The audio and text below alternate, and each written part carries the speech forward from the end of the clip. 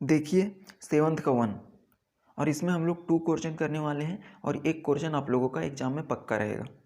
तो इसको आप लोग ध्यान से समझिए। क्वेश्चन में बोल रहा है कि जंक फूड क्या है और जंक फूड से होने वाले हानियों का वर्णन करें। तो जंक फूड जिसको हम लोग फास्ट फूड भी कहते हैं, फास्ट फूड जैसे चाउमीन, बर्गर, समोसा, तो ऐसा फूड जिसमें जंग लग जाता है। जंग मतलब जिस चीज़ में जंग लग जाता है वो हमेशा ख़राब हो जाता है।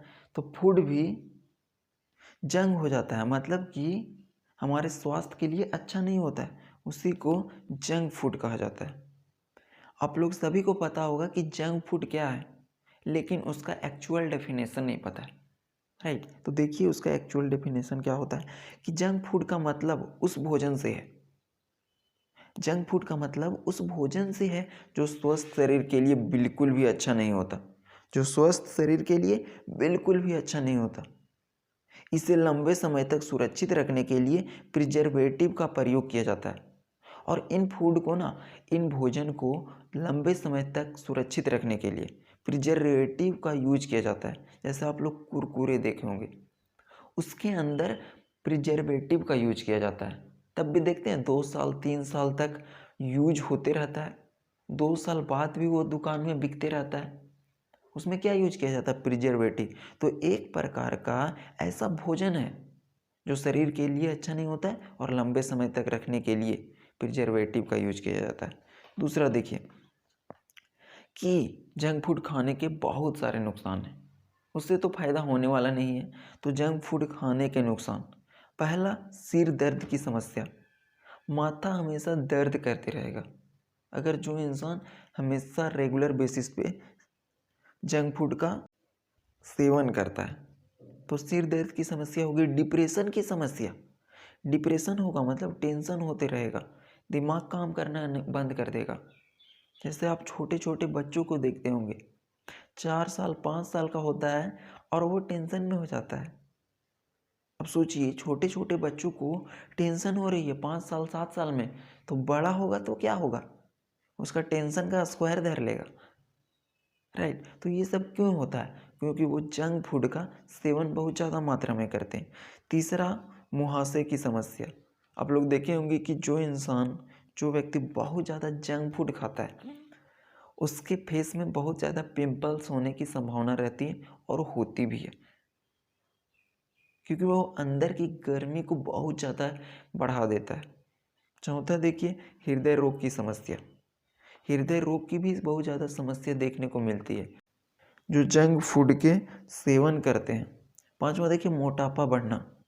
जंक फूड खाने वाले व्यक्ति देखेंगे कि ज़्यादा मोटा होते जाते हैं, राइट। तो ये था 5 हानियाँ जंक फूड खाने के। और अंत में हम लोग निष्कर्ष लिख देंगे कि जंक फूड हमारे लिए किस प्रकार से हानि पहुंचाता है। तो देखिए निष्कर्ष, जंक फूड खाने के क्या फ़ायदे हैं। देखिए, जंक फूड हमारे जीवन के लिए भोजन नहीं बल्कि जहर के समान है। यही फ़ायदा है कि ये जहर के समान है, राइट। जो इंसान को जीते जी इंसान को मार देता है। इंसान जिंदा तो होता है लेकिन मरा हुआ से भी बदतर हो जाता है। अतः हमें इसका सेवन नहीं करना चाहिए, कभी कभी करना चाहिए, इससे कोई दिक्कत नहीं है, लेकिन हमेशा सेवन करने से अलग अलग प्रकार की बीमारियां उत्पन्न हो जाती है और उसके बाद आप लोगों को पता होगा कि वो बीमारी कभी ख़त्म नहीं होती है। देखिए नेक्स्ट क्वेश्चन को देखिए, 7 का सेकंड, सामान्य रोग क्या है। तो इस क्वेश्चन के अंदर हम लोग संक्रामक रोग के बारे में भी पढ़ेंगे जो छूने के कारण फैल जाते हैं, राइट। तो वो आप लोगों का शॉर्ट टाइप में भी पूछेगा। तो देखिए इसमें बोल रहा है कि सामान्य रोग क्या है, इसके प्रकार और कारणों का वर्णन करना है। तो सामान्य रोग पूछे या फिर रोग क्या है पूछे, दोनों सेम है, जिसको इंग्लिश में डिजीज कहा जाता है, राइट। रोग का मतलब क्या? जब बुखार लग जाता है, खांसी हो जाता है, सर्दी हो जाता है, यही सब क्या है? एक प्रकार की रोग है। तो इसी सब के बारे में बता देना है। तो सामान्य रोग शरीर की वह अवस्था है, ऐसी अवस्था है शरीर की जिसमें शरीर की कार्य सुचारू रूप से ना चलकर कुछ या अधिक परिवर्तित हो जाती है। तो जब रोग होता है ना, तो शरीर की ऐसी अवस्था हो जाती है कि शरीर काम करना अच्छे तरीके से बंद कर देता है। शरीर अच्छे तरह से काम करना बंद हो जाता है, उसी को रोग कहा जाता है, उसी को रोग कहते हैं। तो जब भी आप लोगों को बुखार लगता है, खांसी होती है या फिर सिर दर्द होता है, तो क्या होता है, उसमें आप लोगों को अच्छा नहीं लगता है, किसी चीज़ को खाने का मन नहीं करता है। तो इसी को सामान्य रोग कहा जाता है या फिर सिंपली रोग कहा जाता है। जैसे में लिख दीजिएगा, सिर दर्द, खांसी, बुखार, मलेरिया, टाइफाइड, ये सब क्या है, रोग है। या फिर आप ये भी लिख सकते हैं, शरीर में उत्पन्न किसी प्रकार के विकार, विकार का मतलब प्रॉब्लम, शरीर में उत्पन्न होने वाले किसी प्रकार का विकार, जैसे शारीरिक, मानसिक, सामाजिक विकार को रोग कहते हैं। तो शरीर में यदि किसी प्रकार का प्रॉब्लम होगा, चाहे शारीरिक स्तर पर होगा, चाहे मानसिक स्तर पर होगा, चाहे सामाजिक स्तर पर होगा, उसी को रोग कहते हैं, उसी को रोग कहते हैं। तो दोनों डेफिनेशन में आपको जो अच्छा लग रहा है उसे आप लिख सकते हो। अब देखिए इसके प्रकार को देखते हैं, इसके क्या प्रकार हैं। तो सामान्य रोग के मुख्यतः दो प्रकार होते हैं।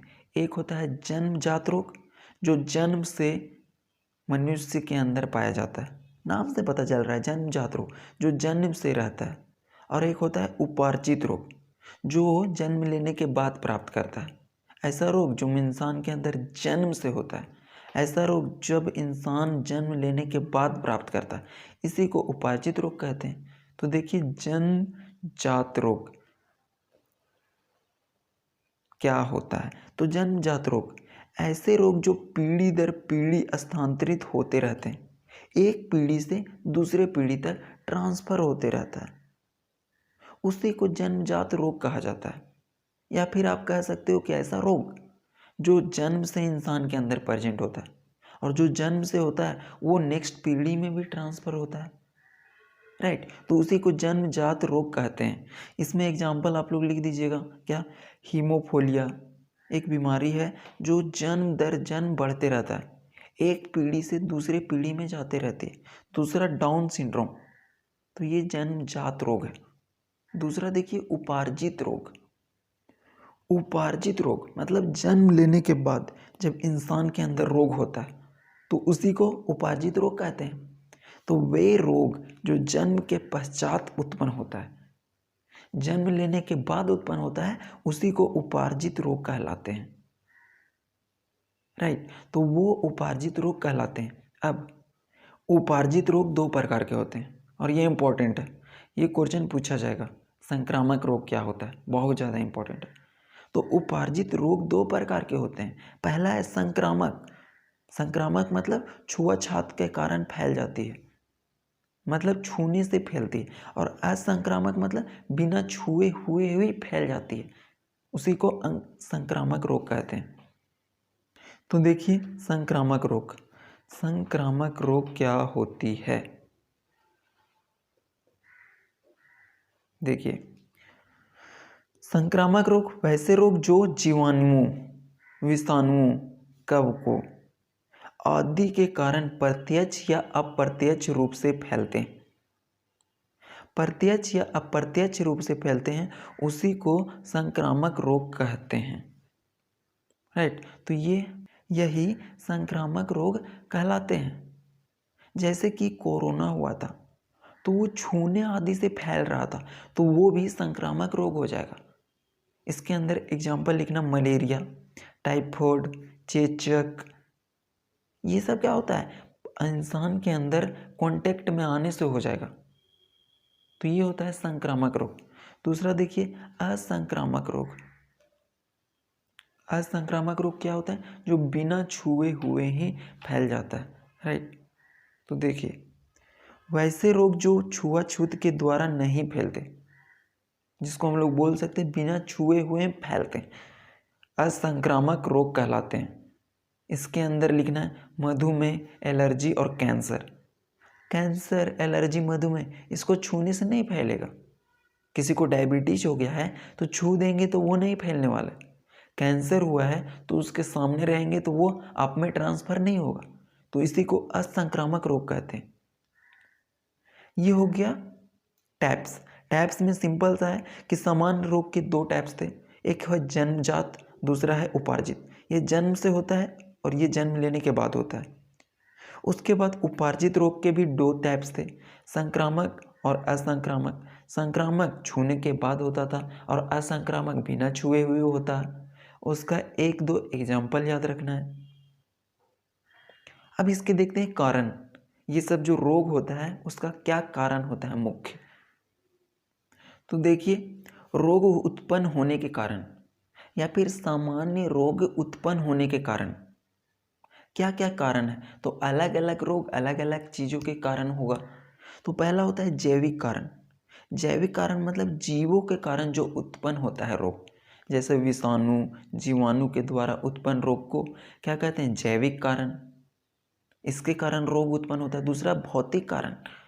भौतिक कारण मतलब जब सर्दी गर्मी अधिक हो जाएगा, मौसम चेंज होगा, जलवायु चेंज होगा, तब जो बीमारी धरती है, तब जो रोग होता है, उसी को भौतिक कारण कहते हैं।